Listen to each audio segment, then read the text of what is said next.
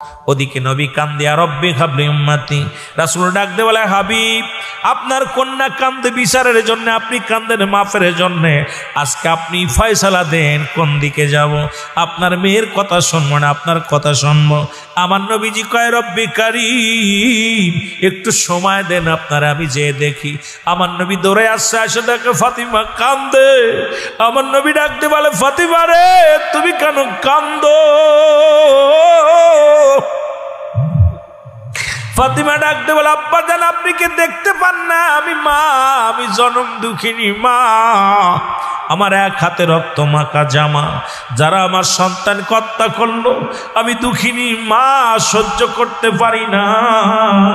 যারা আমার স্বামী আমার সন্তানকে বিষ পান করাইল, আমি মা হয়ে সহ্য করতে পারি নাই। এই জন্য এক হাতে আমার রক্ত মাখা জামা, আর এক হাতে বিষের পেয়ালা নিয়ে রব্বে করিমের কাছে বিচারের দাবি নিয়ে দাঁড়াইলাম, আমি দুঃখিনী মা। আমার নবী ডাক দিয়ে কয়, ফাতিমা রে, ও ফাতিমা যদি জানতাম তুমি আমার উম্মতের বিচারের দাবি করো। আর মা, ও ফাতিমা, ফাতিমা রে আমি জানতে চাই তোমার কাছে, আমি নবী কান্দে উম্মতের কান্ডারি হইয়া। আমার মা ফাতিমা ডাক দে বলে, আব্বা জান আপনার কালির জন্য আলীর জন্য মনে পড়ে না? আপনার কালির জন্য মায়া লাগে না? আপনার কি হাসান হুসাইনের জন্য মায়া লাগে না? আপনার কি আমার জন্য মায়া লাগে না?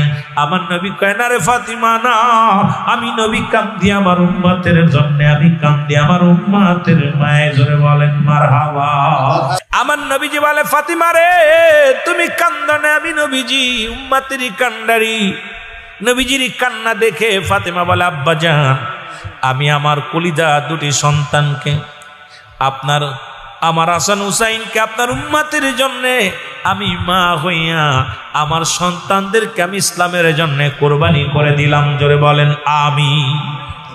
এমন সময় বাবার মূল ইতিহাসটা শোনেন এবার 2 মিনিটের মধ্যে।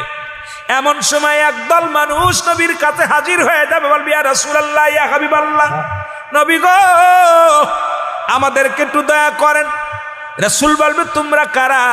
বলবি ইয়া রাসূলুল্লাহ, ইয়া হাবিবাল্লাহ, আমরা নবী গো সেই দলের লোক, আমরা ইয়াজিদের দলও ছিলাম না, আমরা হুসাইনের দলও ছিলাম না। নবী গো আমরা নিরপেক্ষ ছিলাম, আমরা কোনো দলে যাই নাই।